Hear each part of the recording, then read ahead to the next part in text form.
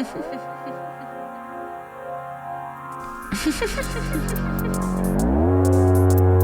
quality. I got it. I got this. You got it. You got it. My chart says so. Look at me go. Sun, moon, rising. It's all about timing. It's all about timing. Earthlings. What's it all mean? What's it all mean? Star quality. What's it all mean? What's it all mean? Star quality. Woo. No, dude, really, what does it all mean? Star quality. I got it. You got it. You got it. Star quality. Star quality. Welcome back, Star Party people. I am your host, astrologer Stevie, and this is Star Quality. We are going to dig into this Scorpio new moon, which is really, honestly, apparently, this is very much a Mercury retrograde new moon. Very much so. We have the sun and moon at the same degree, because that's what new moons are, at 28 degrees. Guess who else is there? Mercury retrograde, babe. Scorpio, 28 degrees. Yeah, literally all together now. It's building up to the Mercury Cazimi that's happening right after the new moon in Scorpio in this final days of Scorpio season before we head into Sag season later in the week. Lots going on. I sort of love this new moon. I do think if you've been seeing any fake news to not work with this new moon, these people don't have your interests out, babe. Like, I think this is a really great one for getting back to you, getting back to the roots of it all. You know, Scorpio really is about the depths, none of the sugarcoating, just, you know, all straight, no chaser. And I think when Scorpio is in a retrograde-y, reflective-y space, it's also getting real with our accountability and responsibility, especially to ourselves. So we're going to dig in. There is so much water in the sky. Pretty much all the visible planets besides Mars is in a water sign. It's a lot of feelings. I don't know about you. I have found this Mercury retrograde so far. I don't even dislike the Mercury retrograde of it all, even though my ear has just started clicking every time I chew. So if anyone knows about that, I'm just started the Reddit fear hole, which maybe isn't conducive to everything I just said, and water sign energy. We'll see. But I don't know about y'all, but is everyone just kind of annoying this Mercury retrograde? I know that's not what I'm getting. Which I guess is like the best case scenario is just like annoyance. But yeah, I'm getting, and you know, this Mercury retrograde started in Sag. It just moved back into Scorpio. So we're bridging two signs. I wrote all about it. So go check out the article that I wrote. I also gave you your no bullshit retrograde horoscopes, which I've been getting a lot of really fun, I wouldn't even say feedback, just like, girl, I needed that.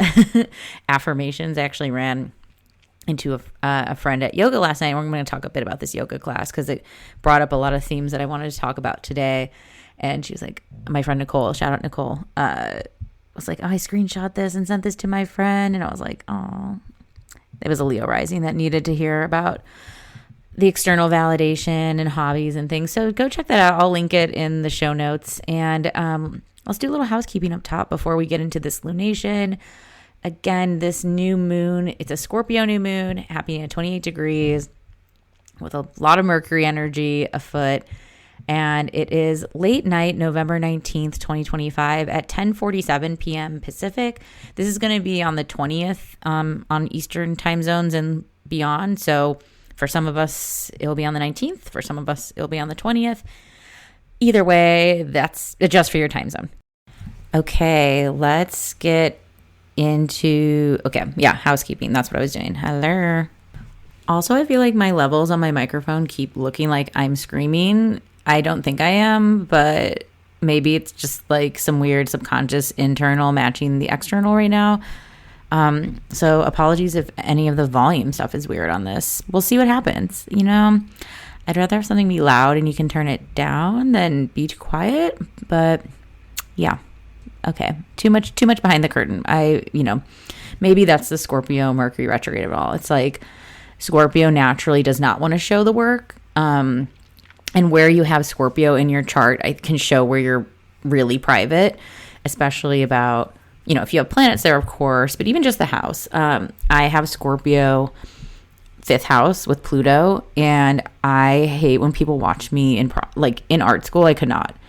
I don't want to I want to show you things when they're done because I just don't want anyone to see me working. I also feel like when I'm in a zone or flow state or I'm deep in a project, it's like when you catch yourself in the mirror, you're like, oh my God, I don't even recognize myself. I look like just like mouth is hanging open, like just eyes sunken, just deep in project mode. So anywho, curious where the Scorpio part of your chart is because of course that's where the new moon will be taking place. And if you relate to the privacy and if this Mercury retrograde is maybe opening up and allowing you to share where maybe you've hidden those scorpionic parts of yourself.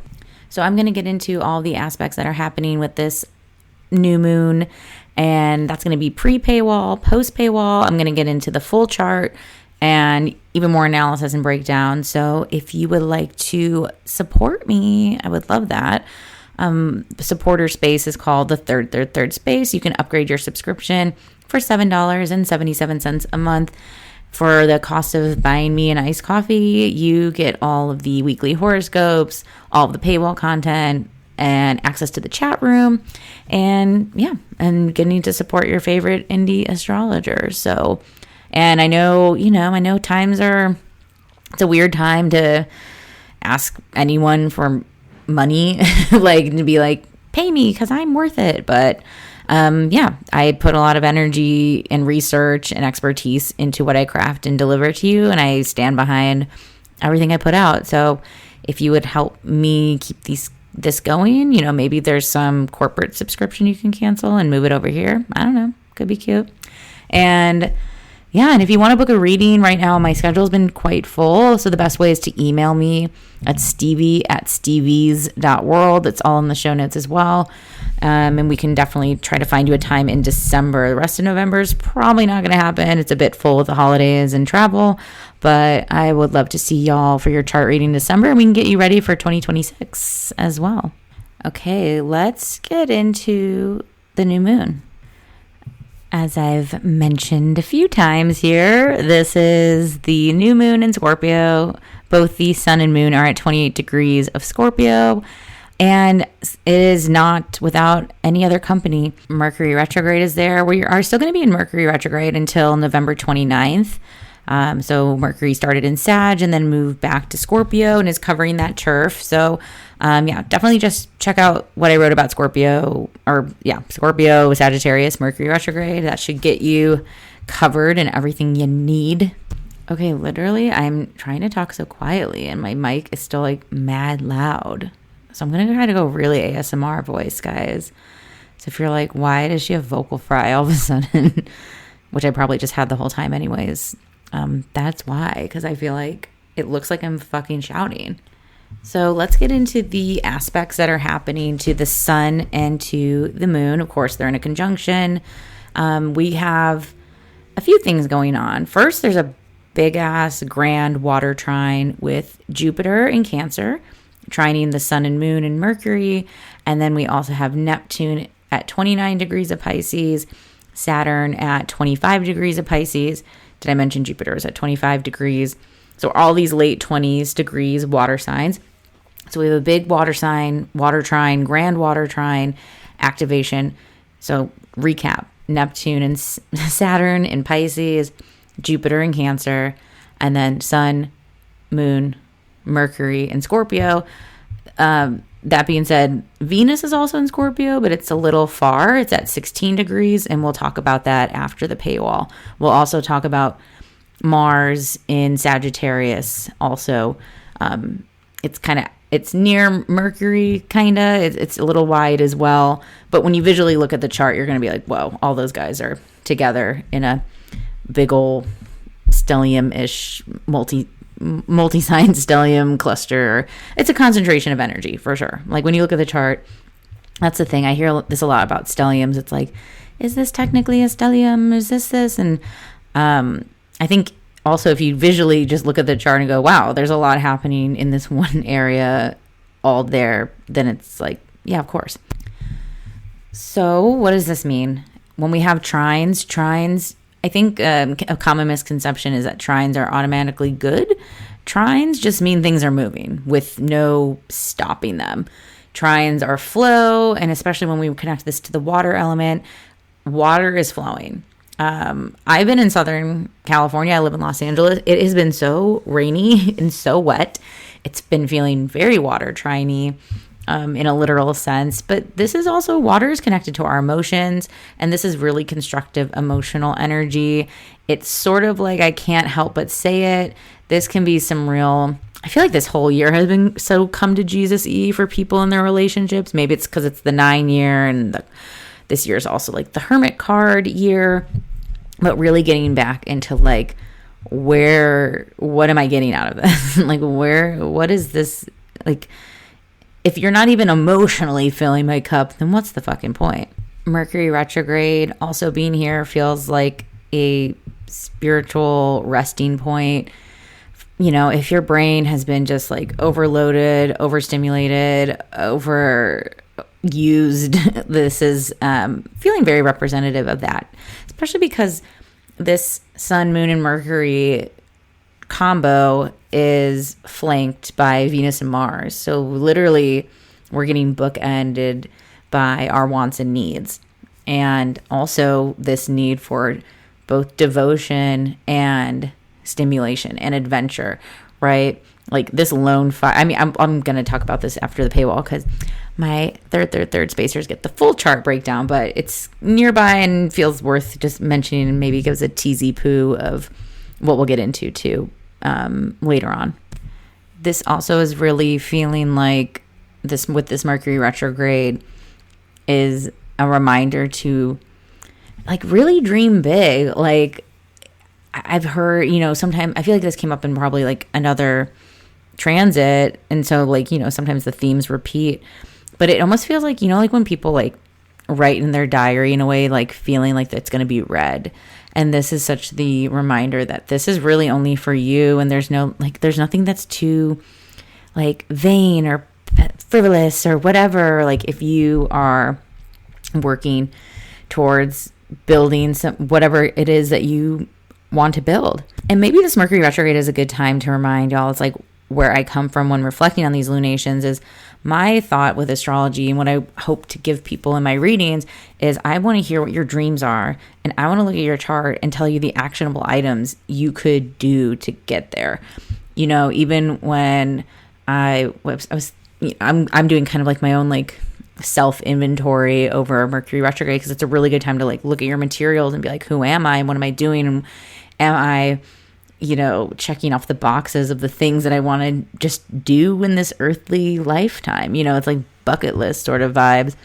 And I was thinking about like, okay, I'm a Taurus. Like, what does that mean? It's like, it feels durational. It feels sturdy. Like, oh man, I used to do performance art where I like, one time I like stood in a mirrored box for hours, and it's like, that feels so Taurus and stamina. And like, I think this is a really good time in a scorpionic way is to like, look at your chart and look at these archetypes. And again, we can do this together in a reading, or you can just do this on your own, because if you're already here and you're doing all this, you probably speak at least, you know, intro astro language. And this is, I think, really good time to like look at these archetypes and see what you really want to embody and hammer home and live as, and what is like, oh, that's not like I've been trying to do something like another person. I mean, I hear this like a lot too with like, you know, being in the woo space and posting online. And, you know, I was just talking with a friend and fellow mystic earlier about this too, of like, what, you know, should I be on camera? Should I do like, you know, voiceover? Should I do this? And it's like, it's so interesting. We as a society have just gotten to this real far point of like forcing ourselves to do things we don't want to do in this recreational sense, in this like side hustle, hobby, whatever. And so I think here truly coming back to Mercury retrograde, being this place to rest. Like, I think this is a great time to offload. Like, what would you never do again if you didn't have to? What could you send out? What can you unburden yourself from? For some people, it might be like, maybe you do want to, like, I don't know, if you have the means, like, send out your laundry. If you're like, would rather use that time to, like, go do pottery or whatever. It's so funny because me and my husband disagreed on this, but whatevs. Like, we had this, like, guest, we were fostering 2 cats who found their forever home. So sweet. And we're going to go visit a cat tonight, actually.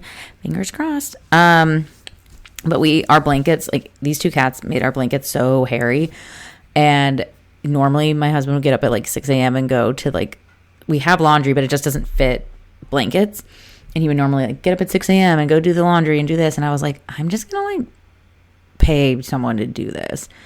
And for like $20 a blanket, I was like, yeah. He was like, I can just do it next time. And I was like, no. Some things just are worth like not doing yourself. Some things are worth going, like, I actually don't get an award for, like, making myself overexert myself if I don't have to. Like, look, sometimes I've been there where I was like, oh no, I cannot afford to wash 2 blankets right now. I'm going to do it myself.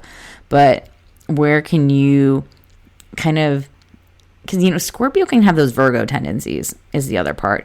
Scorpio can be like, I do it all. I'm fixed water. I'm holding everyone's feelings all at once. And that's the other part. The Scorpio trying to manage feelings or, like, outcome or, like, how people will behave. This is where Scorpio and Taurus have that in common, truthfully. Reading a self-read for myself. But this is really, like, a time to kind of allow people to be who they are, because really what we're trying to get back to is you allowing yourself to be who you are. I did candlelight yoga last night. I love it so much. Every time I do yoga, I'm like, yeah, this is good. This is the good stuff. But my amazing teacher, Michelle, I love her so much. She's a fellow Taurus, and she has this deck of cards. I gotta look at what the deck is, but it's like words and phrases, and they're very, I'd say they're in the wellness reflection realm. And whenever I go to her class, she'll pull a card, and she'll be like, Stevie, do you want to say anything about the astrology? Which I always appreciate. So I'll give a couple sentences. So usually I'll say something, and then she'll pull a card, and it always is, like, connected. It's, like, almost a little too literal sometimes. I remember, like, the last Libra new moon one, she pulled balance, and I was like, LOL. It's always the cards. The cards know. But maybe because it was Mercury retrograde, she was like, do you want to say anything about this Scorpio new moon? And I was like, why don't you pull a card first? I'm curious. I'm in a place of reception. I am in my Mercury retrograde flow. And she was like, of course. And so she pulled karma. And I was like, LOL. Like, Scorpio does feel like such a karma card. And when she was reading about, karma from, like, Sanskrit originally means action. And the idea of, Google definition, Webster definition, Hindu, Buddhism definition of that the actions that you take are planting seeds and shaping your future. So, of course, so naturally Scorpio. But also, so she reads this card. It's, about doing good in the world and doing good for ourselves, and, what is, quote, good, but, the general vibe of that. And after, then she was like, Stevie, do you want to say anything about the Scorpio new moon? And I was like, it's so interesting to hear about karma and hear it talked about in this very loving way, right? In this very positive way, because I think collectively when we hear karma, we think like, haha, you got karma. Karma came back and bit you in the ass. Karma's a bitch. Karma's this.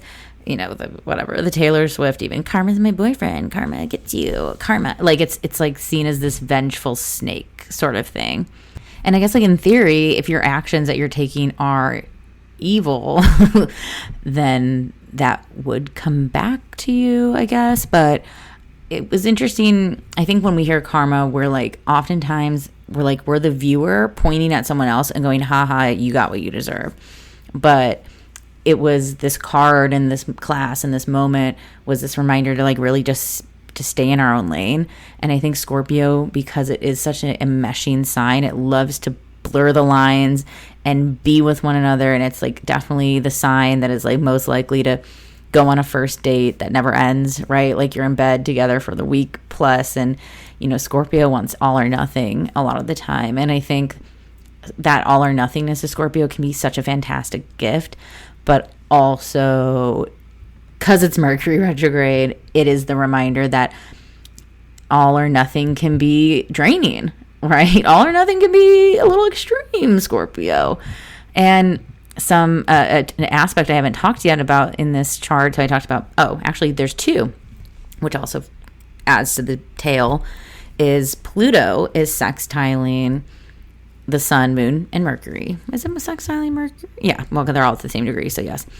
So we have like the Pluto transformative energy that is also about, really taking charge and taking these steps into whatever it is you're putting that energy to. But the real, because right now, so we have the sun, moon, Mercury, trine from Jupiter, trine from Neptune, trine from Saturn, sextile from Pluto, and then opposition from Uranus. And then something different. And then Uranus, we haven't even really talked about it too much over here yet, maybe because I'm still processing as a fucking Taurus that's been dealing with Uranus and Taurus forever. But Uranus is back in Taurus as of November 7th. Uranus, the planet of change, of chaos, kingmakers, king topplers. Like evolve or die is Uranus, and it's back in Taurus. It's back in our places of money, material world, real shit, values, like all of this water flow and the air Pluto energy is so like, yes, our feelings, let's go for it. Who am I? Let's go into the depths. Mercury retrograde is like, hold on. I honestly think this Mercury retrograde is keeping us sane. I know that sounds crazy. I think this Mercury retrograde is the lifesaver. It's the life jacket in this. I think if Mercury was direct in this, we would be like doing very unhealthy love rituals with this new moon. However, Mercury retrograde is like, it's like, what was that? It's like, the average, oh my God, I have to fucking find it. Okay, here it is. It was this in men, if you're not a shitty one, this isn't about you. But this idea, when your bar is in hell, or like, oh my God, my boyfriend, like, held the door open for me. And it's like, yeah, that's like standard. But this quote, I hadn't seen it in a while when someone was I saw, this is me being Scorpio petty. I was looking at someone making fun of someone else. Whoops. And it was said, this is why they say an exceptional man is just an average woman. And I was like, LOL. But that's the Mercury retrograde. The Mercury retrograde is truly keeping us from like limerence right now, I think. Methinks. And I think that Uranus and Taurus is like, yeah, like you guys both don't want the same thing. Yeah, like that person isn't any different. Yeah, that thing, like that, like in a Taurus way, in a Scorpio way, yeah, that concrete thing you want isn't there.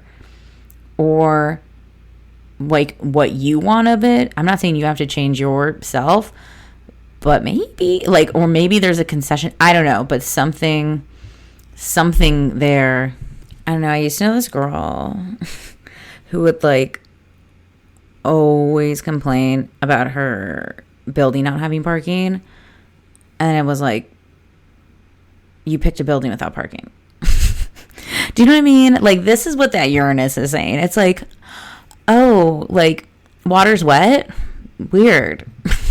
Oh, your job that's always been evil to you still being evil? Weird. Oh, that person you've been trying to date still isn't giving you what you want? Oh, like, it's all of these, like, I saw a meme too that was like, don't go to an earth sign for like, comforting, because they're just going to be like, what's wrong with you? And I think the Uranus and Taurus it's doing that a little bit. And then the Mercury retrograde is like, I support her.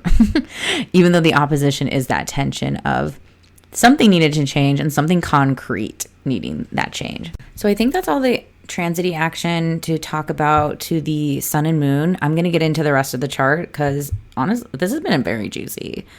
Very juicy. I'm not even done, baby. I haven't even popped the lid off this thing. So if you would like to join me on the other side of the paywall, please consider upgrading your subscription. You can also buy it for the full year and it's cheaper. if you're like, fuck it, you know, let's go for it.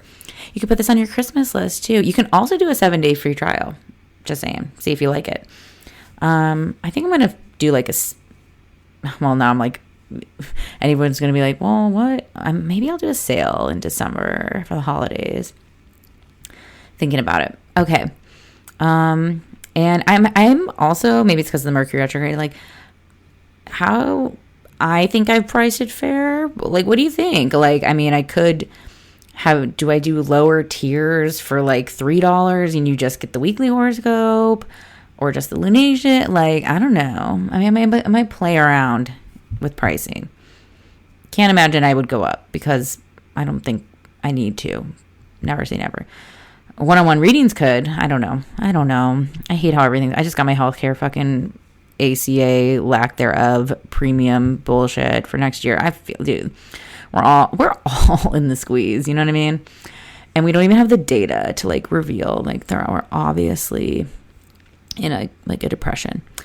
I really thought astrologically we would find that out in November, and I feel like we would if the data wasn't really being kept from us. But we'll see with holiday spending. Truthfully, I think that's going to be a big reveal.